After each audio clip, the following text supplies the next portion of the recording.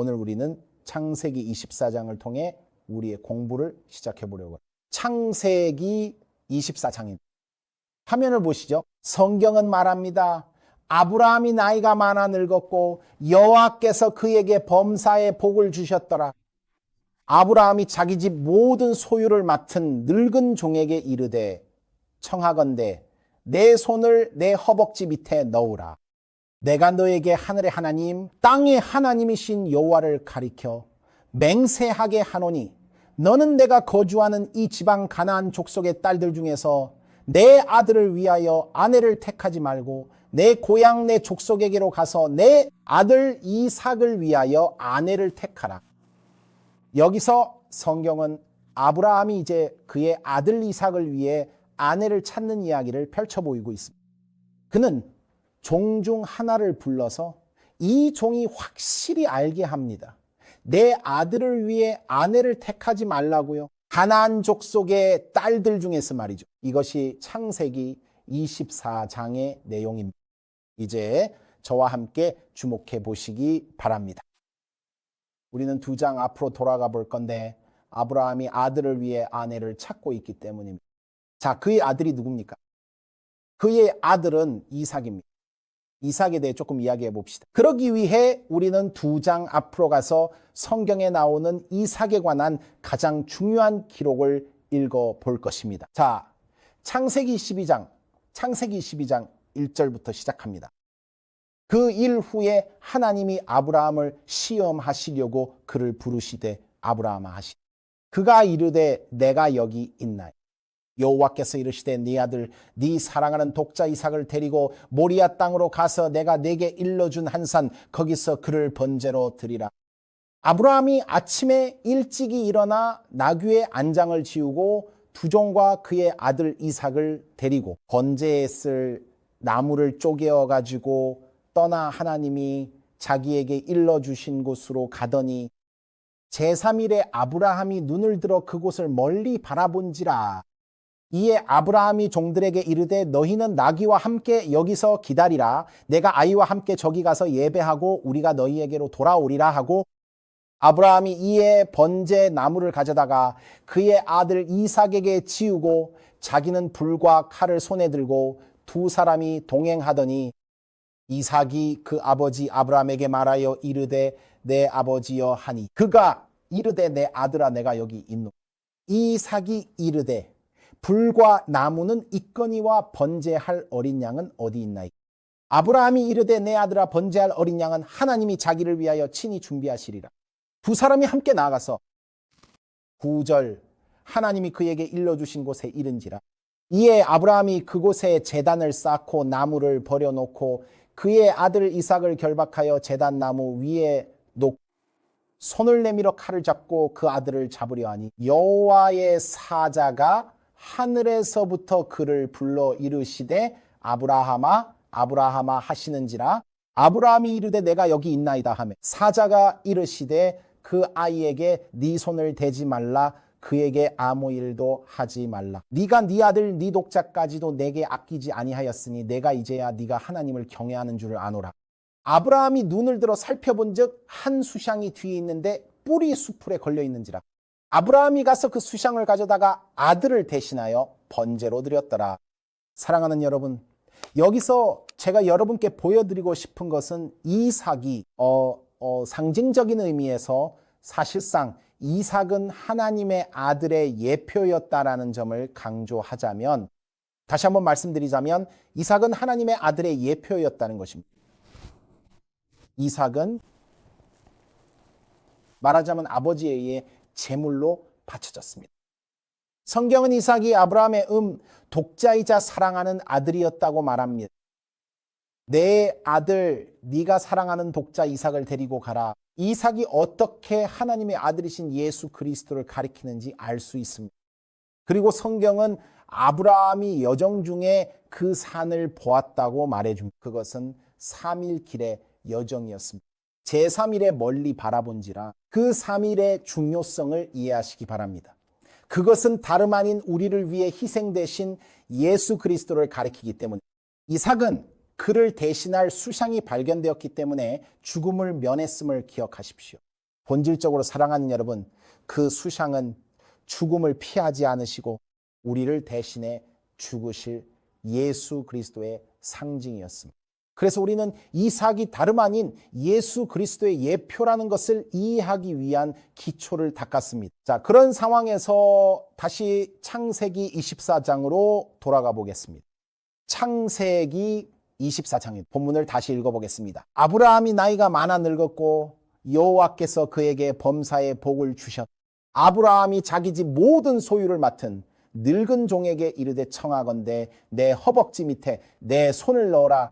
내가 너에게 하늘의 하나님 땅의 하나님이신 여호와를 가리켜 맹세하게 하노니 너는 내가 거주하는 이 지방 가나안 족속의 딸 중에서 내 아들을 위하여 아내를 택하지 말고 내 고향 내 족속에게로 가서 내 아들 이삭을 위하여 아내를 택하라. 이제 본격적으로 깊이 파고들 준비가 되셨다면 채팅창에 일리를 남겨주세요. 지금 바로 시작할 거니까요. 아버지께서는 사랑하는 아들을 위해서 인생의 동반자가 되어줄 좋은 신부감을 직접 찾아보고 계십니다. 다시 한번 말씀드리겠습니다. 창세기 24장의 이 이야기에서 아버지는 아들을 위해 신부를 찾고 계십니다. 갑자기 이 이야기가 새롭게 다가온다면 채팅창에 O를 남겨주세요. 한 번 더 말씀드릴게요. 아버지는 이 이야기 속에서 아들, 즉 사랑하는 아들이자 독생자를 위해 신부를 찾고 계십니다. 이제 창세기 22장 다음에 24 장이 나오는 맥락과 그 중요성을 이해하기 시작하실 겁니다. 창세기 22장에는 일종의 전형, 말하자면 평행 이론이나 상징이 나오기 때문이죠. 세상을 위해 죽으신 예수 그리스도의 상징 말입니다. 세상을 위해 죽으신 사랑하는 아들 말이죠. 그게 창세기 22장입니다.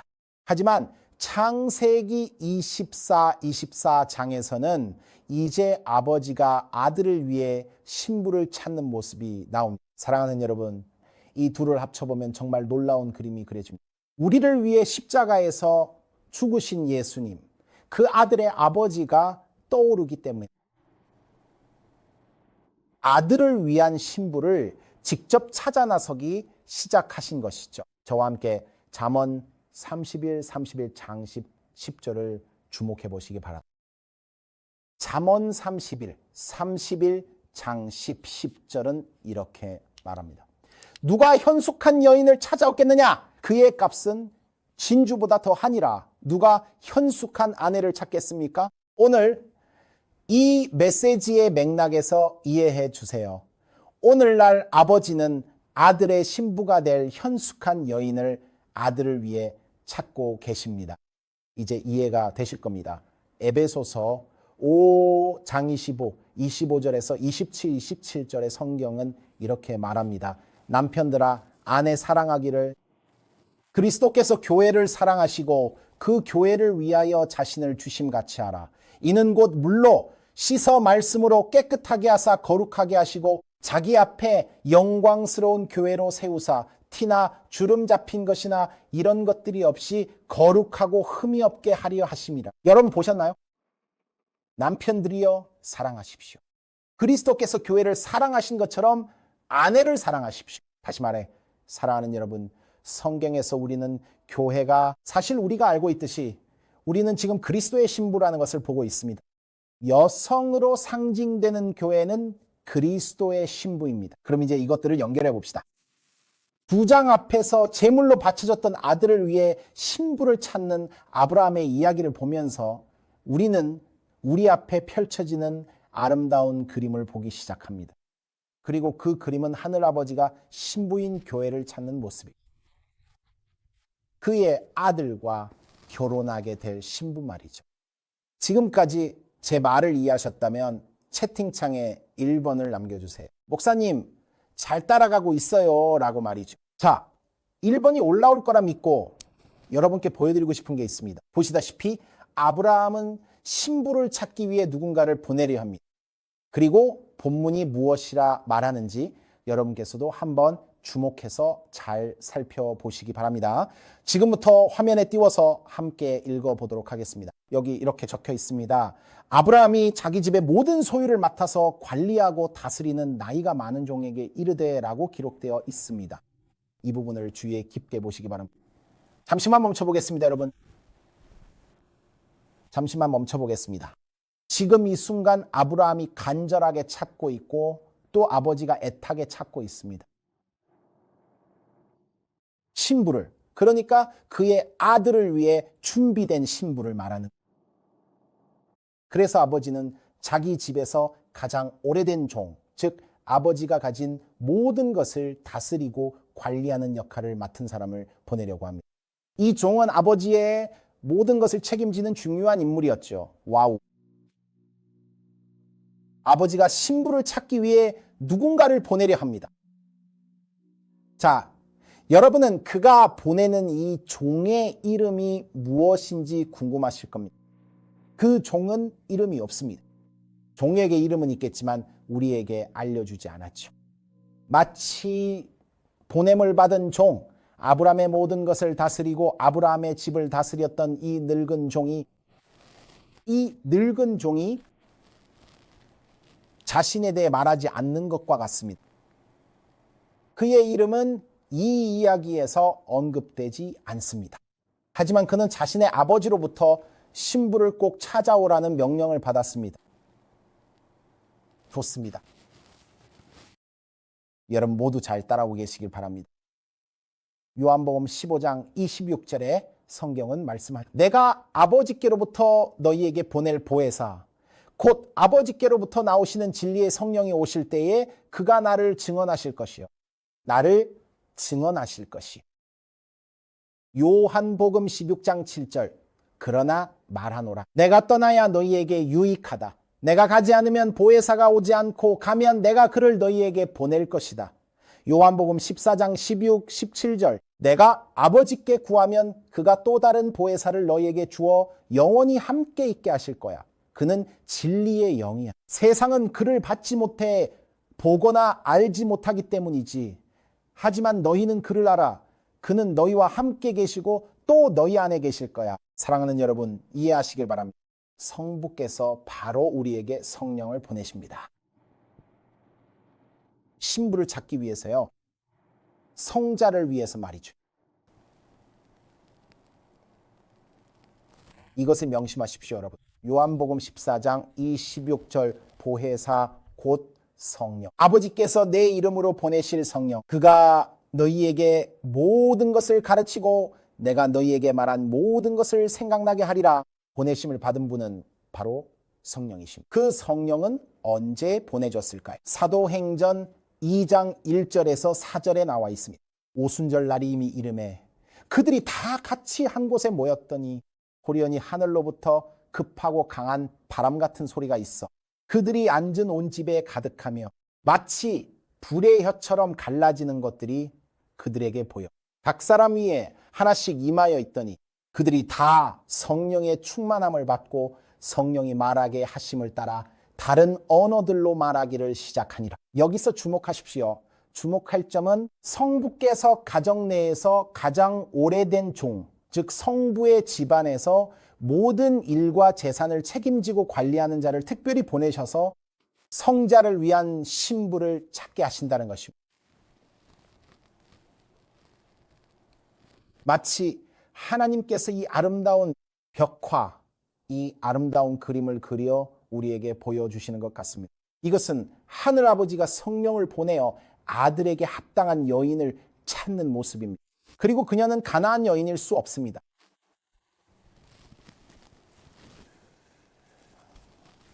가나안 여인일 수는 없는 것이죠.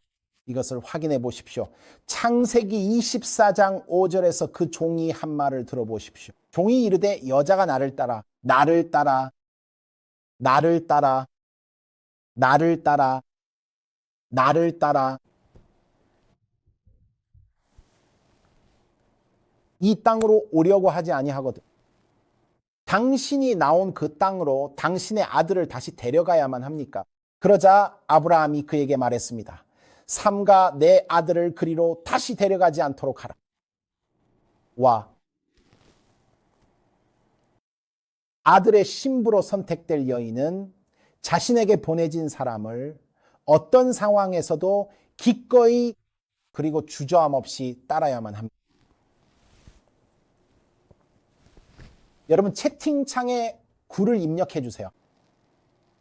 지금 제가 하는 말을 이해하고 계신다면 채팅창에 구를 입력해 주세요. 선택될 여인이 누구든 그 당시 종은 몰랐지만 이 여인이 누구든 아버지는 말했습니다. 만약 그녀가 너를 따르려 하지 않는다면 그녀는 그 사람이 아니다.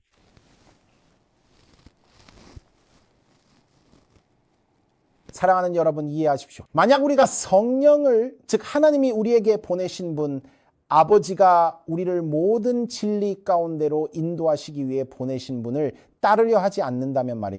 만약 우리가 성령을 따르려 하지 않는다면요. 성령을 따르려 하지 않는 어떤 교회도 그리스도의 신부로 여겨질 수 없습니다.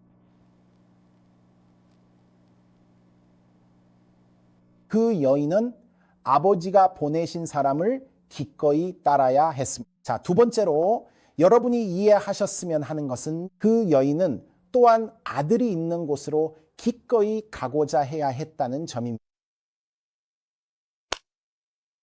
두 가지입니다. 첫째, 그녀는 기꺼이 따라야 했습니다. 아버지가 보내신, 즉 아브라함이 보내신 사람을 따르는 것이죠.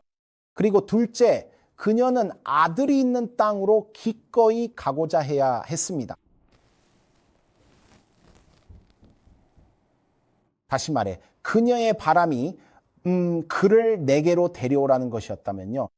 그가 내가 있는 곳으로 오게 하고 내가 있는 곳에 진을 치게 하라는 식이었다면 그녀는 그 사람이 아닙니다. 아니요, 절대 아닙니다. 그 사람은 아버지가 보내신 분을 기꺼이 따라야 합니다. 그리고 아들이 있는 곳으로 기꺼이 가야지 아들이 자신이 있는 곳으로 오라고 요구해서는 안 됩니다. 그리고 사랑하는 여러분, 무언가를 이해하셨으면 합니다.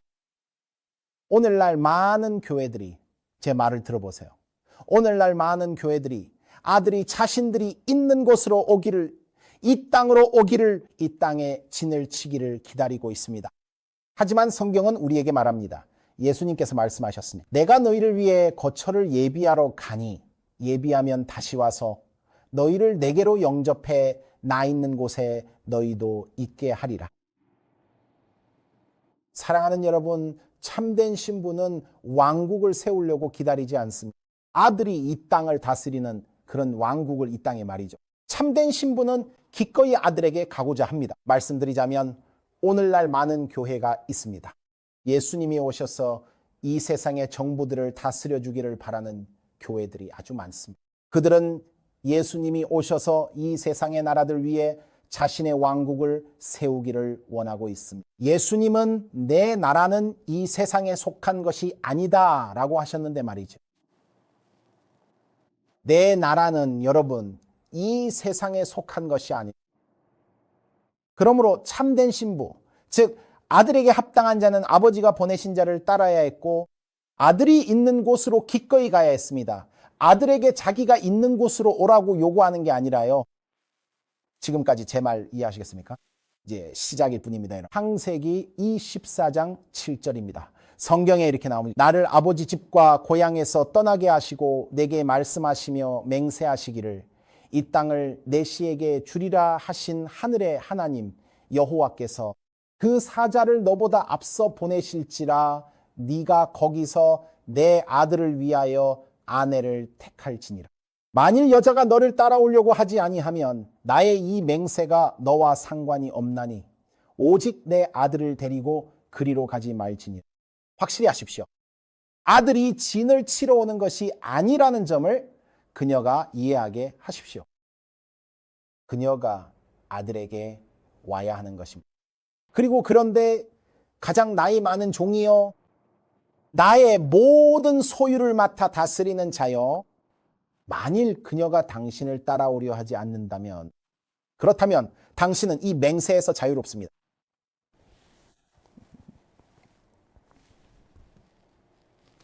만일 그녀가 당신을 따라오려 하지 않는다면 그녀를 내 아들에게 인도할 의무가 당신에겐 없습니다. 이게 보이십니까? 이게 이해가 되시나요?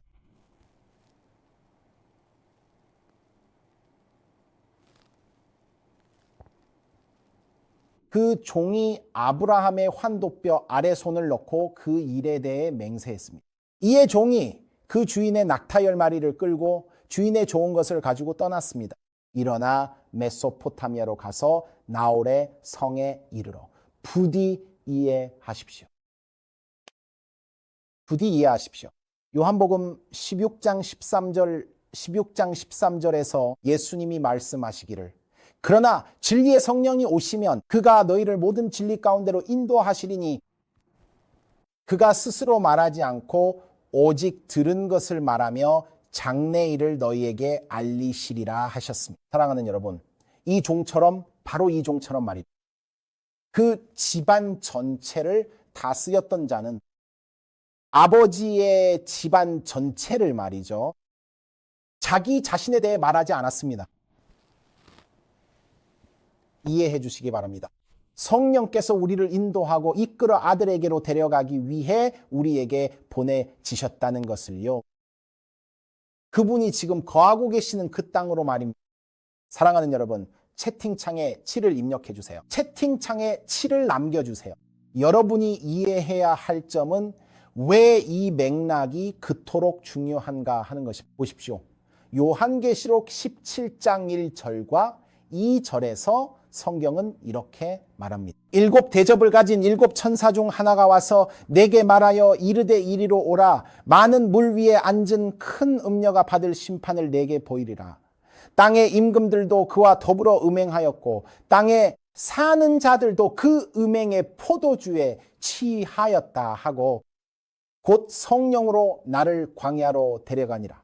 내가 보니 여자가 붉은 짐승을 탔고 그 짐승 몸에는 하나님을 모독하는 이름들이 가득하며 7 머리와 10 뿔이 있었다. 그 여자는 자주색과 붉은 옷을 입고 금, 보석, 진주로 꾸몄으며 손에 금잔을 들고 있었다. 그 잔에는 가증한 것들과 음행의 더러운 것들이 가득했다. 이마에는 비밀, 큰 바벨론, 땅의 음료들과 가증한 것들의 엄이라는 이름이 기록되어 있었다. 여기서 제가 말씀드리고자 하는 것은 이것입니다. 그리스도의 신부가 여자로 상징된다면 이 비밀의 바벨론과 그 딸들 또한 스스로 그리스도의 신부라고 공언하는 교회들을 상징한다는 것을 이해하십시오. 공언하는 교회들 말입니다. 다시 한번 말씀드리죠. 성경에서 여자가 상징적으로 사용될 때 그것이 교회를, 즉 그리스도의 신부를 나타낸다면 말이죠. 그렇다면 요한계시록에서 음녀인 이 비밀의 여자가 등장할 때 딸들을 거느리고 있다면 그것은 그리스도의 신부로, 즉 아들의 신부로 선택받지 못한 여러 교회들을 나타냅니다. 다시 말해 2가지 중 하나인데 아들에게로 인도하기 위해 아버지께서 보내신 분의 이끄심을 따르지 않았거나 아니면 2번째로 아들이 이곳에 와서 자리를 잡기만을 기다리고 있는 것입니다. 아들이 계신 곳으로 가기를 갈망하는 대신에, 즉 이 세상은 나의 집이 아니다라는 입장과 그래요, 알다시피 여기가 우리 집이에요 라는 입장의 차이입니다. 그리고 예수님 오셔서 여기에 당신의 나라를 세우시고 지금 여기서 열방을 다스려 주소서라고 하는 것이죠. 제 말을 이해하고 계신가요? 이해가 되시나요? 지금까지 제 말 이해되시나요? 자, 이걸 다시 보세요. 아버지가 아들을 보냅니다. 아버지가 보내죠. 죄송합니다. 아버지는 아들의 신부감을 찾으라고 종을 보냅니다. 여러분, 이건 정말 중요하니까 꼭 머릿속에 새겨두시기 바랍니다. 창세기 24장 10절을 보면 그 종이 주인의 낙타 중 10마리를 끌고 떠났다라고 나옵니다. 주인의 모든 좋은 것들이 그의 손에 있었기 때문에. 그리고 그는 일어나 메소포타미아로 가서 나홀의 성에 이르렀습니다. 사랑하는 여러분, 여기서 보셔야 할 것은 이 종이 아버지의 선물을 가지고 왔다는 것. 채팅창에 5번 한번 쳐주시겠어요? 여러분의 아멘 소리는 안 들리지만 지금 아멘 하신 분들은 채팅창에 5번을 남겨주세요. 그 종은 빈손으로 오지 않았습니다. 그는 아버지의 선물을 가지고 옵니다. 다시 말해 그는 아버지가 부유하다는 걸 보여주러 온 겁니다. 제가 대변하는 아들의 아버지, 저는 지금 아버지와 아들을 대변해서 여기 온 겁니다. 그리고 제가 정말 오랜 시간 동안 여러 번 고민하고 또 찾으면서 선택하도록 인도함을 받은 그 사람, 바로 이 사람이 바로 여기 있습니다. 이 사람이 아들의 신부가 될 것입니다. 여러분이 아들의 신부가 되면 새로운 아버지가 생기는 거죠. 그래서 그 종은 선물을 가지고 옵니다. 아버지로부터 온 선물이죠. 이건 사도행전 2장 38절을 떠올리게 합니다. 베드로가 그들에게 이르되 너희가 회개하여 각각 예수 그리스도의 이름으로 세례를 받고 죄 사함을 받으라. 그리하면 선물을, 무엇을요 여러분? 선물을 다 같이 뭐라고요? 성령의 선물을 받으리니. 에베소서 4장 8절에도 이르기를 그가 위로 올라가실 때에 사로잡혔던 자들을 사로잡으시고 선물들을 주셨다 하였느니. 사람들에게 아버지께서 자신의 아들을 위해 신부에게 종을 보내신다는 사실을 여러분께서 꼭 이해해 주셨으면 좋겠습니다. 맞아요. 정말 그렇습니다, 여러분. 그리고 그 종이 올 때는요, 아버지께서 준비하신 소중한 선물을 가지고 오게 됩니다. 이 점을 꼭 기억해 주세요. 그는 아버지의 선물을 가지고 옵니다. 그럼 이제 질문은 성령이, 죄송합니다. 이 이야기에서 종은 무엇을 찾고 있을까요? 그는 누구를 결정하려고 하는 걸까요? 네, 바로 이 사람이 아들의 신부라는 거예요. 다시 돌아가 보죠. 창세기 24장으로 돌아가 봅시다. 그가 낙타를 성박 우물 곁에 굴렸으니 우물 곁이었습니다. 저녁 때라 여인들이 물을 기르러 나올 때였다. 그가 이르되 우리 주인 아브라함의 하나님 여호와여 원하건대 오늘 나에게 순조롭게 만나게 하사 내 주인 아브라함에게 은혜를 베푸시옵소서. 성한 사람의 딸들이 물 기르러 나오겠사오니 내가 우물 곁에 서 있다가 한 소녀에게 이르기를, 그 소녀가 내가 청하기를 내 물동이를 내려 나로 마시게 하라 할 때에 그가 대답하기를 마시라 내가 당신의 낙타에게도 마시게 하리라 하면 그는 주께서 주의 종 이삭을 위하여 정하신 자라. 이로 말미암아 주께서 내 주인에게 은혜 베푸심을 내가 알겠나이다. 말을 마치기도 전에 보라, 아브라함의 동생 나홀의 아내 밀가의 아들 부두엘의 소생 리브가가 물동이를 어깨에 메고 나오는지라. 여러분 이해해 보세요. 그 종이 찾고 있던 표징이 무엇이었는지 이해해 보세요. 그건 바로 어떤 여인이 기대 이상의 행동을 할 것인가 하는 것이었습니다. 누가 요구된 것보다 더 많은 업무나 일을 조금 더 열심히 하게 된다면 할 여인인가? 여기 목마른 한 남자가 있습니다. 그에게 마실 것을 좀 줄 거예요. 하지만 그에게만 마실 것을 주는 게 아니라 낙타들에게도 물을 줄 겁니다. 이렇게 요약해 보자면 많은 이들의 갈증을 풀어주고자 했던 여인이었어요. 그것이 바로 표징이었습니다. 아들을 위한 진정한 신부의 표징 말이죠. 종의 마음을 기꺼이 품은 여인, 기꺼이 봉사하려는 여인, 목마른 자의 갈증을 기꺼이 풀어주려는 여인이었습니다. 여러분 채팅창에 숫자 7을 남겨주세요. 채팅창에 7을 쳐보세요. 목사님 저희도 동감합니다 라고 하신다면요. 알겠습니다. 잘 따라가고 있어요. 목마른 자의 갈증을 풀어주기를 간절히 원했던 그 여인 말입니다. 요한복음 4장 14절에 성경은 말합니다. 내가 주는 물을 마시는 자는 영원히 목마르지 아니하리니 내가 주는 물은 그 속에서 영생하도록 솟아나는 샘물이 되리라. 예수님께서 우물가에서 여인을 만나는 이야기를 기억하실까? 그 이야기 기억하시죠? 또 다른 우물이죠. 예수님은 우물가에서 그 여인을 만나십니다. 그리고 말씀하시죠. 내가 내게 줄 이 물은 너를 다시는 목마르지 않게 할 것이다. 그러니 사랑하는 여러분, 이 표징이 무엇이든 이 여인이 받은 이 물을 그녀는 기꺼이 모든 사람에게 나누어 줄 것임을 이해하십시오. 그녀는 많은 이들의 갈증을 해소해 주기를 간절히 원할 것입니다. 요한복음 7장 38절과 39절입니다. 나를 믿는 자는 성경에 이름과 같이 그 배에서 생수의 강이 흘러나오리라. 이는 그를 믿는 자들이 받을 성령을 가리켜 말씀하신 것입니다. 예수께서 아직 영광을 받지 않으셨으므로 성령이 아직 그들에게 계시지 아니하시더라. 다시 말해 사랑하는 여러분, 성령을 받은 여인은 자신이 만나는 모든 사람에게 기꺼이 그 성령을 전하고자 합니다. 솟구쳐 오르는 생수의 샘물, 이것이 바로 그리스도의 신부에 대한 묘사이자 그녀를 식별하는 특징이 될 것입니다. 당연한 일입니다. 사도행전 1장 8절에서 이렇게 말씀하시기 때문입니다. 오직 성령이 너희에게 임하시면 너희가 권능을 받고 내 증인이 되리라.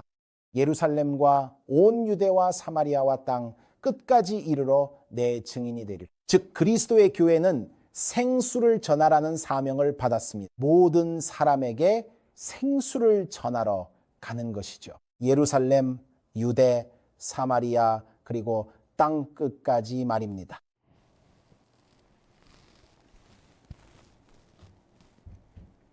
그것이 바로 그리스도의 신부에 대한 묘사입니다. 잠언 31장 10절 누가 현숙한 여인을 찾아 얻겠느냐 그의 값은 진주보다 더하니라. 그런 자의 남편의 마음은 그를 믿나니 산업이 핍절하지 아니하겠으며 그런 자는 살아있는 동안에 그의 남편에게 선을 행하고 악을 행하지 아니하느니라. 그는 양털과 삼을 구하여 부지런히 손으로 일하며 상인의 배와 같아서 먼 데서 양식을 가져오며 밤이 새기 전에 일어나서 자기 집안 사람들에게 음식을 나누어주며 여종들에게 일을 정하여 맡기며 밭을 살펴보고 사며 자기의 손으로 번 것을 가지고 포도원을 일구며 힘있게 허리를 묶으며 자기의 팔을 강하게 하며 자기의 장사가 잘 되는 줄을 깨닫고 밤에 등불을 끄지 아니하며 손으로 물레질을 하며 손가락으로 가락을 잡으며 그는 공고한 자에게 손을 펴며 궁핍한 자를 위하여 손을 내밀며 자기 집 사람들은 다 홍색 옷을 입었으므로 눈이 와도 그는 자기 집 사람들을 위하여 염려하지 아니하며 그는 자기를 위하여 아름다운 이불을 지으며 세마포와 자색 옷을 입으며 사랑하는 여러분 부디 이해하십시오. 그리스도의 신부는 영혼을 구원하는 일에 부지런한 그리스도의 신부는 다른 사람을 돕는 일에 부지런하며 종은 자신의 역할을 충실히 다합니다. 그리스도의 신부는 본질적으로 정말로 그리스도의 성품, 즉 그분의 인격과 성향을 닮아야만 합니다. 이것이 매우 중요합니다. 여러분 제 말이 이해되고 잘 따라오신다면 채팅창에 오를 남겨주세요. 이사야 58장 6절은 이렇게 말합니다. 내가 기뻐하는 금식은 이것이 아니냐. 흉악의 결박을 풀고 멍에의 줄을 끊는 것. 압제당하는 자를 자유하게 하며 모든 멍에를 꺾는 것이 아니겠느냐. 또 줄인 자에게 네 양식을 나누어 주며 유리하는 빈민을 네 집에 들이며 헐벗은 자를 보면 입히며 또 내 고륙을 피하여 스스로 숨지 아니하는 것이 아니겠느냐.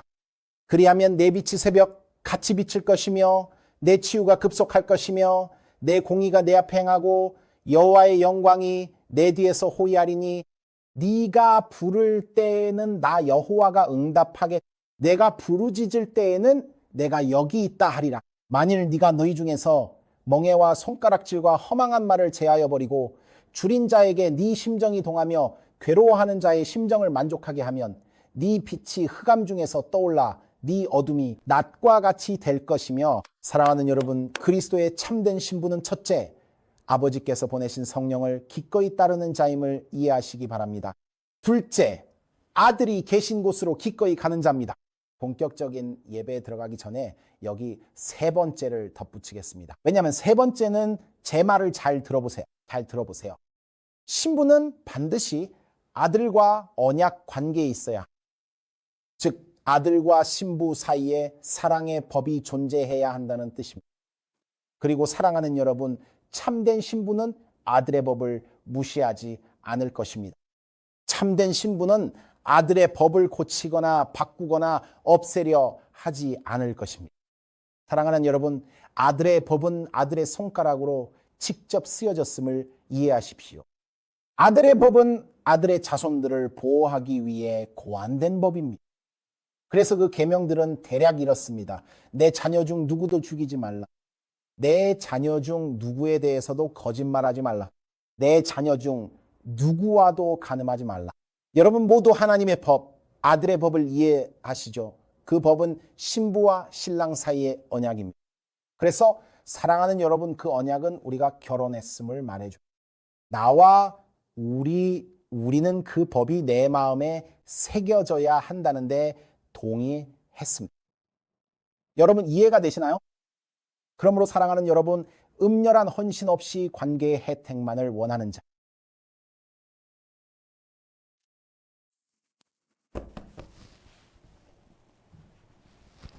방금 제가 한 말 혹시 들으셨나요? 음녀는 결혼 서약 없이 관계에서 얻을 수 있는 이점만을 누리려고 하는 사람입니다. 아들의 결혼 서약이 너는 나 외에 다른 신 두지 말라면 신부가 네라고 답해요. 또 주님의 이름을 망령되이 부르지 않겠냐고 하면 신부는 또 네라고 해요. 만약 그것이 결혼 서약이라면 실제로 그렇듯이 말입니다. 그런데 어떤 여자가 나타나서 네, 당신과 결혼하고 싶어요 라고 말합니다. 당신의 이름을 따르고 싶으니 저를 크리스천이라고 불러주세요. 하지만 서약은 지키고 싶지 않아요. 그건 율법주의잖아요. 그건 율법주의입니다. 아니요. 진정한 신부는 아들에게로 인도하기 위해 아버지가 보내신 분을 따를 것입니다. 진정한 신부는 아들이 있는 곳으로 기꺼이 가려 하지 아들에게 자기가 있는 곳으로 오라고 요구하지 않습니다. 진정한 신부는 결혼 관계에 기꺼이 얽매이려 합니다. 진정한 신부는 기꺼이 서약을 되새기고 결혼 서약을 지키려 합니다. 그리고 진정한 신부는 서약에 대해 그건 율법주의야라고 말하지 않을 것입니다. 마치 주례자가 결혼하는 부부에게 이렇게 말하는 것과 같습니다. 당신의 삶에 다른 남자나 여자를 두지 않겠다고 약속합니까? 그러자 그들이 서로를 쳐다보며 뭐라고요? 라고 말합니다. 그건 율법주의예요. 왜 저에게 그런 걸 요구하시죠? 그건 속박이에요. 결혼하기 전에 하던 일들을 이제 못한다는 건가요? 뭐라고요? 무슨 그건 사랑이 아니라 율법주의예요. 여러분 중 얼마나 많은 분이 그런 결혼을 계속 하시겠습니까? 저는 그렇지 않을 거라고 봅니다. 진정한 신부는 제단 앞에 서서 당신의 이름을 원하고 당신을 사랑한다고 말하지만 당신의 계명은 지키고 싶지 않아요 라고 말하지 않습니다. 결혼 서약은 원치 않아요. 그건 율법주의니까요. 그냥 당신을 사랑한다고만 말하게 해줘요. 그걸 증명하고 싶진 않아요. 보여줘야 할 필요도 없었으면 좋겠어요. 자. 창세기 14 장사 17절입니다. 내가 그에게 묻기를, 이제 종이 말하는 대목입니다. 내가 그에게 묻기를 네가 누구의 딸이냐 한즉 이르되 밀가가 나홀에게서 낳은 부두엘의 딸이라 하기로 내가 코걸이를 그 코에 꿰고 손목고리를 그 손에 끼우고 내가 주인에게 여자가 나를 따르지 않으면 어찌하냐고 하니 주인이 여호와께서 사자를 보내 평탄한 길을 주실 거라며 내 족속 중 아버지 집에서 아내를 택하라고 했다. 내 족속에게 이를 때는 맹세와 상관없다고 했다. 만일 그들이 내게 주지 아니할지라도 네가 내 맹세와 상관이 없으리라 하시기로. 성경에서 성령을 근심하게 하지 말라. 너희가 구원의 날까지 인치심을 받았다고 하셨는데 이 말의 중요성 아시겠습니까? 하나님의 성령을 근심하게 하지 마십시오. 여러분은 인치심을 받았습니다. 왜 우리가 성령님을 근심하게 해서는 안 될까요? 성령님은 우리를 아들이 계신 곳으로 인도하기 위해 보내셨기 때문입니다. 예수님께서 우리를 위해 거처를 준비하러 가시고 다시 오셔서 우리를 영접하신다고 하셨습니다. 너희도 있게 하리라. 성령은 우리와 함께 걷고 아들이 계신 곳으로 우리를 인도하기 위해 보내졌습니다. 하지만 우리가 성령을 근심하게 하고 가지 않겠다고 하거나 그분께 내가 있는 곳으로 오라고 하며 내가 있는 곳에 나라를 세우라고 한다면 우리는 공경에 처하게 됩니다. 구약 성경에는 이런 일이 자주 일어났습니다. 그들은 반역회주의 성령을 근심하게 했고 하나님께서 그들의 대적이 되어지셨습니다. 사랑하는 여러분, 우리도 하나님의 성령을 거역하는 죄를 짓지 않길 바랍니다. 창세기 24장 53절을 함께 보시죠. 종이 은금 패물과 의복을 꺼내어 리브가에게 주고 그의 오라버니와 어머니에게도 보물을 주니라. 네, 이해가 되시나요? 하나님께서 우리에게 성령을 보내실 때 성령은 우리에게 옷을 입히시려 합니다. 성령은 우리를 단장시키려 하십니다. 성령은 우리에게 선물을 주시려 합니다. 그리고 사랑하는 여러분, 저는 믿습니다. 믿어요. 에베소서 5장 27절에서 자기 앞에 영광스러운 교회로 새우사티나 주름 잡힌 것이나 이런 것들이 없이 거룩하고 흠이 없게 하려 하심이라고 말씀하신 이유입니다. 이것은 남편들아 아내 사랑하기를 그리스도께서 교회를 사랑하심과 같이 하라고 말씀하신 직후입니다. 여기서 신부에 대해 말씀하시는 것인데 티나 주름 없이 영광스러운 교회로 세워질 것이라는 뜻입니다. 사랑하는 여러분, 다시 말씀드리지만 요한계시록 3장 17절에서 네가 말하기를, 여기서 교회에 말씀하시는 것인데 나는 부자라 부요하여 부족한 것이 없다 하나. 내 곤고한 것과 가련한 것과 가난한 것과 눈먼 것과 벌거벗은 것을 알지 못하는도다. 내가 너를 권하노니 내게서 불로 연단한 금을 사서 부요하게 하고 흰옷을 사서 입어 벌거벗은 수치를 보이지 않게 하고, 예수님께서 성령을 통해 교회가 신랑을 맞이할 준비를 할 수 있도록 선물을 주시려 한다는 것을 이해하시겠습니까?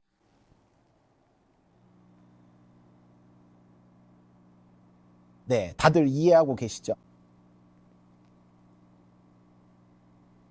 자, 여러분, 이것은 하나님께서 우리에게 말씀하시고 보여주려 하시는 것입니다. 들어보세요. 세상에는 자신이 그리스도의 신부라고 말하는 사람들이 많습니다. 그들은 진정한 그리스도의 신부가 아닙니다. 그들은 진정한 그리스도의 신부가 아닙니다. 성령을 통해 알 수 있습니다. 그들은 자신과 비슷한 사람들만 섬기려 한다는 것을. 그들은 낯선 사람을 섬기려 하지 않습니다. 그들은 이주민을 섬기려 하지 않습니다. 그들은 자신과 다른 사람을 섬기려 하지 않습니다. 그들은 자신과 비슷한 사람들만 섬기려고 합니다. 그리고 만약 여러분이 낯선 사람이고 제가 누군지 모른다면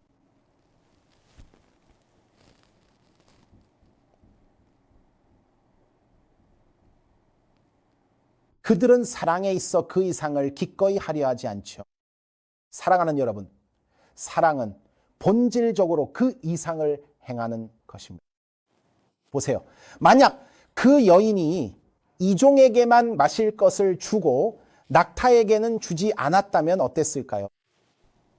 그건 마치 그녀가 이게 내가 할 수 있는 최소한이야 라고 말하는 것과 비슷했겠죠. 하지만 그녀는 최소한만 한 게 아니라 정말 최선을 다했습니다. 악마는 너 너무 과하게 하고 있어라고 했을지 모릅니다. 하지만 하나님은 맞다, 더 과하게 하라고 하셨죠. 최대한 하세요. 사랑은 최대한 하는 것입니다. 여러분, 제 말 들리시나요? 사랑은 최대한을 하는 것입니다. 그래서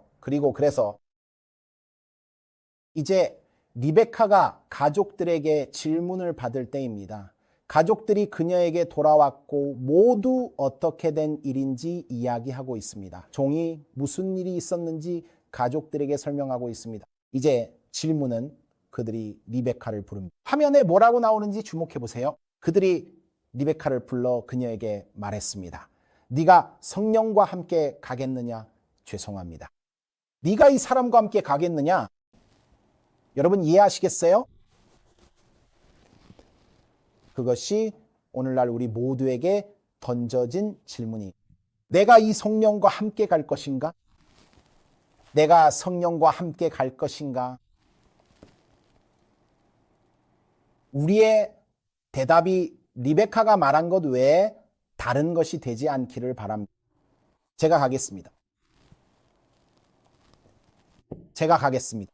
여러분, 채팅창에 남겨주세요. 제가 가겠습니다. 제가 정말 가겠습니다요. 그것이 우리의 응답이어야 합니다. 제가 가겠습니다. 그가 인도하시는 곳으로 제가 따르겠습니다. 좋네요. 그가 인도하시는 곳으로 제가 따르겠습니다. 좋네요. 사랑은 우리 아버지를 위해 최대한을 하는 것입니다. 최대한을 하세요. 과하게 하세요. 과하게 하세요. 여러분도 아시다시피 악마는 여러분이 너무 과하게 할 때, 너무 많이 사랑할 때, 너무 많이 용서할 때, 너무 자비로울 때, 너무 친절할 때, 너무 오래 참을 때를 싫어합니다. 악마는 여러분이 과하게 하는 것을 싫어합니다. 하지만 과하게 하는 것이야말로 여러분이 성령을 따르고 있다는 증거이며 아버지가 아들에게로 인도하기 위해 보내신 분을 따르고 있다는 증거임을 이해하십시오. 자, 이제 이해해 보세요. 여러분이 가겠다고 말할 때 보세요. 이 이야기에서 그녀가 가겠다고 할 때 그것은 이삭이 있는 곳으로 가는 평화로운 여정입니다. 그것은 평화로운 여정이죠. 하지만 이해하셔야 할 것은 실체에 있어서, 다시 말해 이것의 성취에 있어서는 그것이 결코 즐거운 여정이 아니라는 점이, 그것은 평화로운 여정이 아니. 자, 제가 보여드리겠습니다. 보여드리죠. 보십시오. 요한계시록 12장 1절에서 5절을 보면 한 여자가 아이를 낳는 이야기가 나옵니다. 그리고 그 아이는 보좌로 이끌려 올라갑니다. 용이 아이를 삼키려고 여자 앞에 서 있고 그 아이는 그것은 그리스도의 죽음과 장사, 부활, 그리고 하늘로의 승천을 묘사하고 있습니다. 그것은 창세기 22장이 될 것입니다. 이삭이 희생제물로 바쳐진 곳을 기억하시나요? 또는 이삭이 희생제물로 드려진 곳 말입니다. 그가 문자 그대로 희생된 것은 아니지만 그는 예수 그리스도의 죽음과 장사, 부활의 표본 역할을 합니다. 그것이 요한계시록 12장 1절에서 5절입니다. 그런 다음 6절에 이르면 이제 그리스도의 죽음과 장사, 부활 이후에 신부인 여자가 등장합니다. 내가 가겠다고 말한 그 여자 말입니다. 사랑하는 여러분, 그녀의 여정은 평화로운 여정이 아닙니다. 화면에 요한계시록 12장 6절을 저와 함께 주목해 보십시오. 그 여자가 광야로 도망함에 거기서 하나님께서 예비하신 곳이 있어 그들이 거기서 그녀를 양육하게 하더라. 1260일 동안 말입니다. 14절, 그 여자에게 큰 독수리의 두 날개가 주어져 광야 자기 곳으로 날아가 거기서 양육을 받되 뱀의 낯을 피하여 한 때와 두 때와 반 때를 양육받으리라. 15절, 뱀이 그 입으로 물을 강같이 토하여 여자를 물에 떠내려가게 하려 하되 16절, 땅이 여자를 도와 그 입을 벌려 용이 그 입에서 토한 강물을 삼키니. 다시 말해, 사랑하는 여러분, 여러분이 내가 가겠다, 나는 그분을 따르겠다고 말할 때 이해하십시오. 아버지의 집을 다스리는 분을 나는 아들에게로 그분을 따라가겠다고 말입니다. 성경은 경건하게 살고자 하는 자들은 박해를 받을 것이라고 말씀하고 있음을 아시기 바랍니다. 이것이 바로 교회가 1260년 동안 겪은 일이며 그것은 한 때와 두 때와 반 때입니다. 암흑기 동안 교회는 끔찍한 박해를 겪었습니다. 하지만 여러분이 이해해야 할 것이 있습니다. 교회가 무너지지 않은 이유, 교회가 실패하지 않은 이유는 아버지께서 보내신 분을 따르고 있었기 때문입니다. 그리고 우리를 아들에게로 인도하기 위해 아버지께서 보내신 그분은 우리를 아들에게로 안전하게 인도할 모든 준비를 갖추고 계심을 이해하시기 바랍니다. 여정 중에 죽더라도 그분은 우리가 그곳에 도착할 것이라고 말씀하십니다. 죽더라도가 아니라 죽을지라도라고 말해야겠군요. 여정 중에 말이죠. 이보세요. 아버지께서 당신을 데려오라고 저를 보내셨습니다. 그러니 어떻게 해서든 주여 자비를 베푸소서, 어떻게 해서든 저는 당신을 아들과 아버지께로 다시 데려갈 것입니다. 어떻게 해서든 저는 당신을 아들과 아버지께로 다시 데려갈 것입니다. 요한계시록 12장 17절의 용이 여자에게 분노하여 그 여자의 남은 자손과 더불어 싸우려고 나갔다고 되어 있음에도 불구하고 그들은 무엇을 합니까? 이걸 보세요, 여러분. 화면을 보세요. 이제 설명해 드릴 겁니다. 세상 끝날 전 하나님의 마지막 백성이 누구인지 알고 싶으십니까? 그들은 하나님의 계명을 지키고 예수 그리스도의 증거를 가진 자들입니다. 그들의 초점은 하나님의 율법에만 있지 않습니다. 하나님의 율법과 예수 그리스도의 증거입니다. 그들은 단순히 우리는 예수를 사랑해라고 말하며 그분의 율법을 잊어버리는 사람들이 아닙니다. 아니요. 그들은 예수를 믿고 예수를 사랑하며 예수의 계명을 지킵니다. 이해하시겠습니까?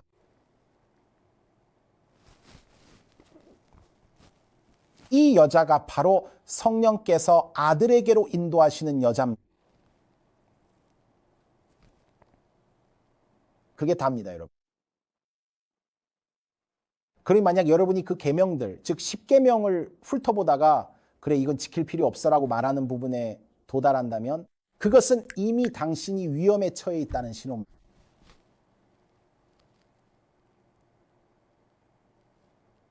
계명들을 보고 적어나고 싶지 않아라고 하면 뭐요? 거짓말 멈추라고요? 아니요. 하지만 저는 아들을 사랑합니다. 그래서 성경이 나를 안다고 하면서 그의 계명을 지키지 않는 자는 거짓말쟁이요. 진리가 그 안에 없다고 말합니다. 요한일서 말씀입니다. 성경 말씀입니다. 사랑하는 여러분, 제가 드리고 싶은 말씀은 여정이 험난할 수도 있지만 이것을 기억하십시오. 아버지께서 집안의 마디, 즉 집안의 모든 것을 다스리는 마디를 보내셨습니다. 그분의 아들이 계신 곳으로 우리를 데려가려는 사명을 띠고 말입니다. 그들이 리브가를 어떻게 축복했는지 보세요. 창세기 24장 60절에 너는 우리 누이로다 라고 축복했습니다. 너는 천만인의 어머니가 될지어다 라고 말이죠. 와우. 너는 수천만 명의 어머니가 될지어다. 내 시로 그 원수의 성문을 얻게 할지어다. 이게 이해가 되시나요? 요한계시록 7장 9절에서 이 말씀이 성취되는 것을 알 수 있습니다. 이 일 후에 내가 보니 각 나라와 족속과 백성과 방언에서 아무도 능히 셀 수 없는 큰 무리가 나. 흰옷을 입고 손에 종려 가지를 들고 보좌 앞과 어린 양 앞에 서서 여러분 이게 이해가 되시나요? 이게 이해가 되세요? 그 여인은 아무도 능히 셀 수 없는 큰 무리의 어머니가 될 것입니다. 사랑하는 여러분, 만약 아무도 셀 수 없는 그 큰 무리가 이스라엘을 대표한다면 그것은 이스라엘이 누구든 될 수 있다는 뜻 아닐까요? 그리스도를 영접하고 아들에게 가기 위해 성령의 인도하심을 따르는 사람, 내 결혼 서약을 지키겠습니다 라고 말하는 사람, 바로 이런 사람들이 이스라엘을 구성하는 것이지 아브라함의 육신이나 혈통으로 태어났느냐가 중요한 게 아닙니다. 아버지가 아들에게 인도하기 위해 보내신 성령으로 거듭났느냐가 중요한 것이죠. 만약 이 사실을 알았다면 지금 얼마나 많은 유혈 사태를 막을 수 있었을지 아십니까? 미국에 있는 우리 형제 자매들이 이것을 이해했다면 이런 왜곡된 생각을 정치 영역으로 끌어들이지 않았다면 말이죠. 정치를 기독교에 대한 잘못된 버전, 신부와 교회, 그리고 교회가 무엇인지에 대한 잘못된 이해와 결합하는 것 말입니다. 그렇게 하지 않았다면 얼마나 많은 피를 흘리지 않았을지 이해가 되시나요? 얼마나 이해가 되시나요?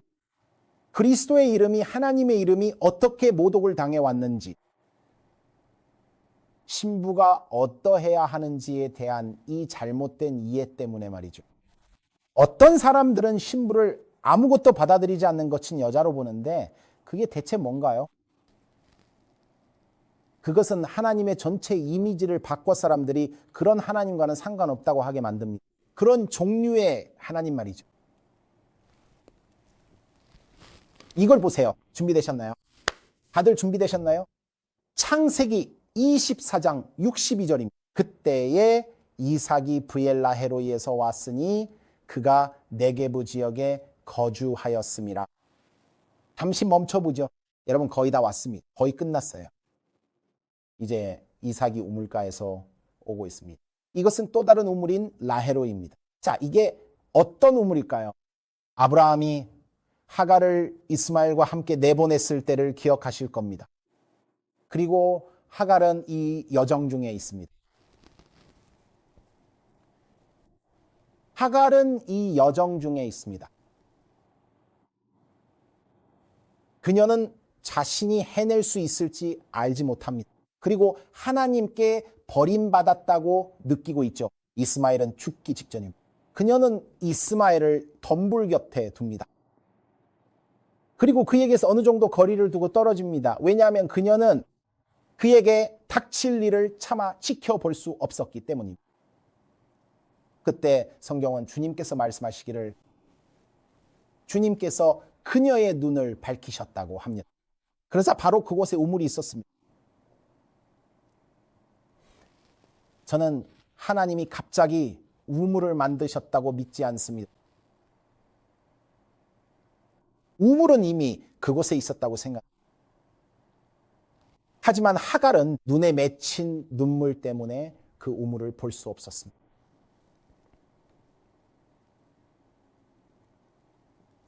그녀는 하나님의 축복과 하나님의 섭리를 볼 수 없었습니다. 자신이 겪고 있는 모든 고통만을 바라보고 있었기 때문입니다. 그래서 그녀가 이제 끝이다, 마지막이다, 아이가 죽을 것이고 나도 곧 죽겠구나라고 생각할 때 우물이 생기고 이름을 짓습니다. 이삭이 바로 이 우물에 있을 때 리브가가, 자 보세요, 그를 향해 오고 있었습니다. 그러니 이야기 속에 두 우물에 주목하십시오. 하나는 리브가가 선택된 곳입니다. 네, 바로 이곳입니다. 그녀는 성령에 의해 선택된 사람입니다. 그리고 성령께서 그녀를 인도하셔서 이삭에게 도착했을 때 이삭 자신도 우물가에 있었습니다. 이 여정에서 하나님이 당신과 함께 하신다는 것을 상징하는 우물이죠.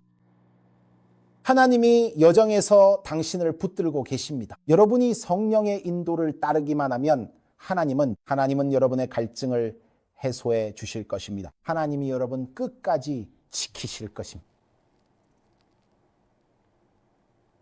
와우.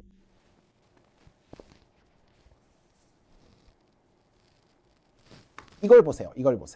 거의 다 끝났습니다. 63절이. 이삭이 저녁이 되어 해가 저물 무렵 들판에 나가서 잠시 조용히 묵상하다가 문득 고개를 들어 바라보니 낙타들이 오고 있었습니다. 신부를 데려오기 위해 그가 보냈던 바로 그 대리인들이 이제 신부와 그녀의 모든 것을 그에게 데려갑니다. 이사야 60장 6절, 많은 낙타와 미디안, 에바의 어린 낙타가 내 위에 가득할 것입니다.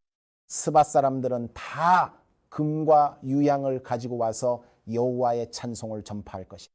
이사야 49장 22절, 주 여호와께서 말씀하셨다. 내가 이방 나라들을 향해 손을 들고 민족들에게 기치를 세우면 그들이 네 아들들을 품에 안고 딸들은 어깨에 메고 올 것이다. 다시 말해, 사랑하는 여러분, 리브가가 사람들과 함께 낙타를 타고 오는 이 장면은 리브가가 가진 모든 것과 함께 오는 이 모습은 예수님께서 재림 때에 자신의 백성을 영접하시는 모습의 예표입니다.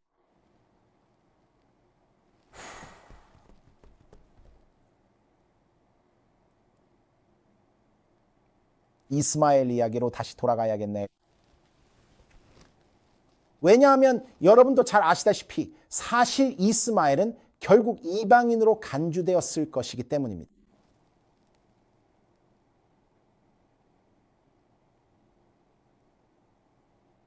하나님께서는 가능한 모든 사람을 구원하려 하십니다. 정말 가능한 모든 사람을요. 꼭 유대인과 이방인 모두를 말이죠. 모든 사람입니다. 하지만 오늘날 그리스도의 신부라고 자처하며 살아가는 많은 여성들이 이 점을 이해하지 못하는 것 같습니다. 그들은 온유함을 모릅니다. 친절함도 모르고 긍휼히 여기는 마음도 모르고 공감하는 법도 모르고요. 자신과 다른 사람들을 섬긴다는 것이 무엇인지 이해하지 못합니다. 이 중 어느 것도 이해하지 못하고 있어요. 창세기 24장 65절입니다. 종에게 말하되 들에서 배회하다가 우리를 맞이하러 오는 이자가 누구냐? 종이 이르되 이는 내 주인이니이다. 리브가가 너울을 가지고 자기의 얼굴을 가리더라. 혹시 이해하시겠습니까? 사실은 그녀가 남편을 처음으로 본 것이 바로 그에게 도착했을 때라는 점을, 이 모든 여정 동안 그녀는 예수님을, 아니 이삭을 한 번도 본 적이 없습니다. 그 아들은 본 적 없지만 그녀는 믿음으로 결심합니다. 가겠습니다. 그리고 여정의 끝에서야 마침내 비로소 처음으로 그 아들을 만나게 됩니다. 여러분 잠깐만요. 지금 이 말이 무슨 뜻인지 혹시 아시겠어요? 다들 이해하고 계신가요? 의인은 오직 믿음으로, 정말로 믿음으로 행합니다.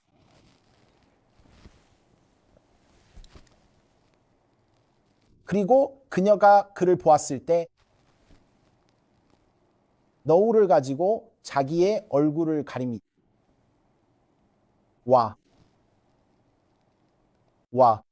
성경 요한계시록 19장 7절과 8절은 우리가 즐거워하고 크게 기뻐하며 그에게 영광을 돌리세라고 말합니다.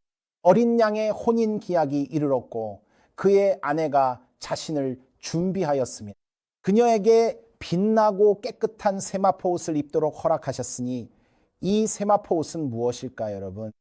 그것은 바로 성도들의 옳은 행실이로다.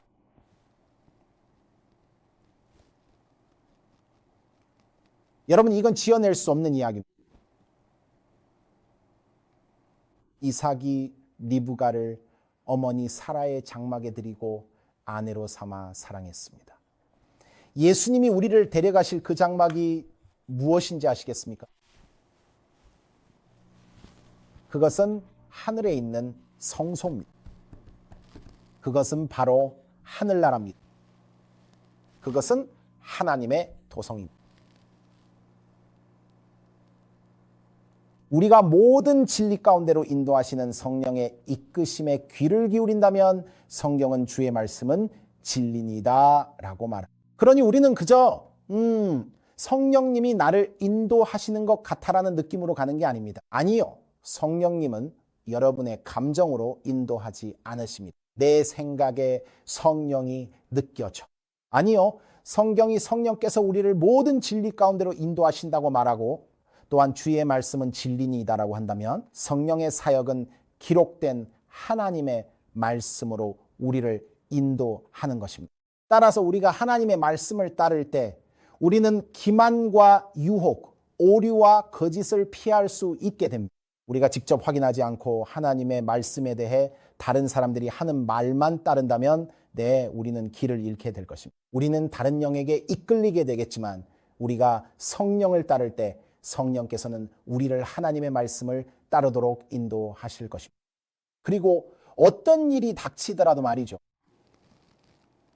멸망으로 인도하는 문은 크고 길이 넓습니다. 영생으로 인도하는 길은 좁고 협착합니다. 우리 중 많은 이들이 무언가를 포기하기 싫어하는데 아무도 안 하니까요. 대부분 다른 사람들도 이렇게 하고 다른 교회들도 저렇게 해요. 만약 이게 사실이라면 모든 교회가 따르지 않겠어요? 아니요. 진리는 그런 식으로 작동하지 않습니다. 진리는 얼마나 인기가 있느냐에 따라 결정되는 것이 아닙니다.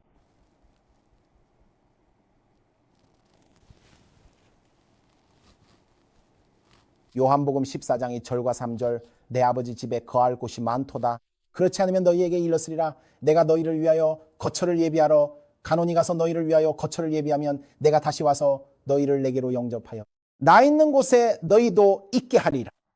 여러분, 이것이 바로 여정입니다. 이것이 바로 그 여정입니다. 이것이 바로 그 여정이. 우리가 그저 성령의 인도하심을 따르기만 한다면 사실은 정말로 괜찮을.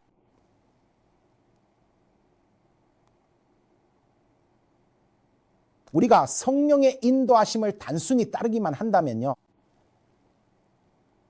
하나님은 말씀하십니다. 내가 보낸 종을 신뢰하라고 해요. 그러면 내 아들이 있는 그곳으로 너를 데려가겠다고.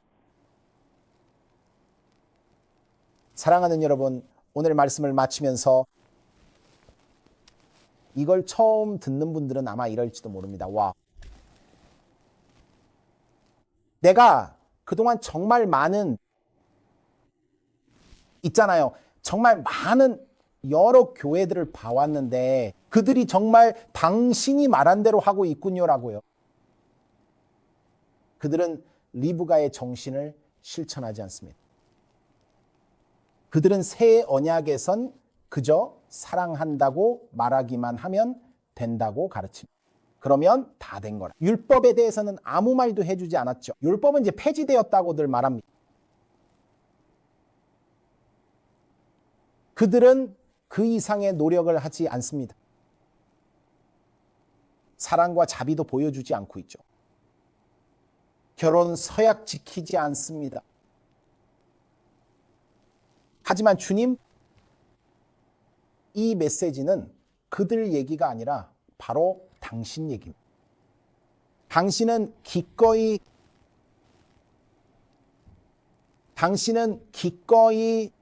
아버지께서 보내신 종을 기꺼이 따르시겠습니까? 아들이 있는 곳으로 인도하기 위해 아버지께서 보내신 그분을 여러분께서는 진심으로 잠시 생각해 보시고 기꺼이 따르시겠습니까?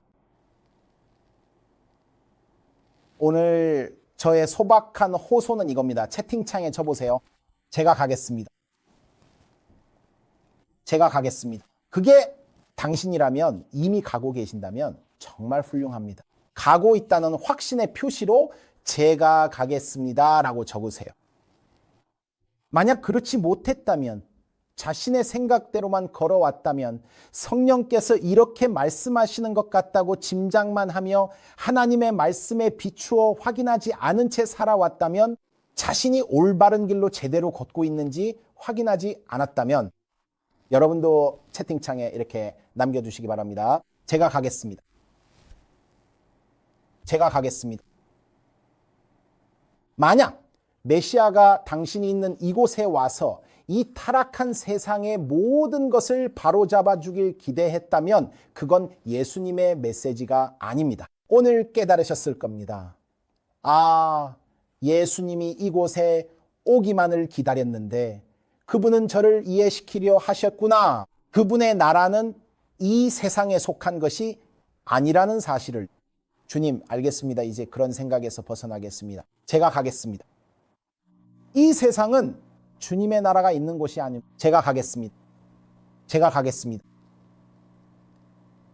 주님, 목마른 자에게 기꺼이 마실 것을 주는 그런 마음을 갖게 도와주소서. 주님께서 제게 원하시는 만큼 마실 것을 줄 수 있도록 기꺼이 하게 하소서. 제가 넘치도록 하게 하소서.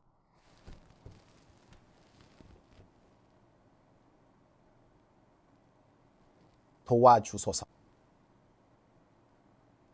기대 그 이상을 행하게 하소서. 그것이 바로 사랑이기 때문입니다. 하늘에 계신 아버지, 오늘 주님께 감사드리고 싶습니다. 우리에게 풍성하게 주신 그 말씀에 감사드립니다. 주님, 이 이야기를 통해 그리스도의 신부가 된다는 것이 무엇인지 그리스도인의 여정을 보여주시는 비유로 사용해 주심에 감사드립니다. 그리고 주님 스스로 신부라고 말하는 여인들과 성경 속 리브가를 어떻게 분별할 수 있는지 보여주심에 감사드립니다. 주님, 오늘 결단을 내리는 모든 이들을 위해 기도합니다. 주님께서 어디로 가시든 진심으로 기쁘게 따르게 하소서. 성령으로 그들을 이끄시고 인도하여 주소서. 침례를 받아야 할 분이 있다면 주님 그들이 용기 내어 연락하기를 기도합니다. 저희가 채팅창에 링크나 이메일 주소를 남겨두겠습니다. 이런 것들을 더 깊이 더 잘 이해하기 위해 성경 공부를 원하는 분들을 위해서 말이죠. 그리고 주님 이 교회와 이 진리, 말씀의 진리 안에서 침례를 받게 하소서. 주님, 그들이 저희에게 연락하고 연결되어 이 공부를 시작할 수 있도록 인도해 주시기를 기도합니다.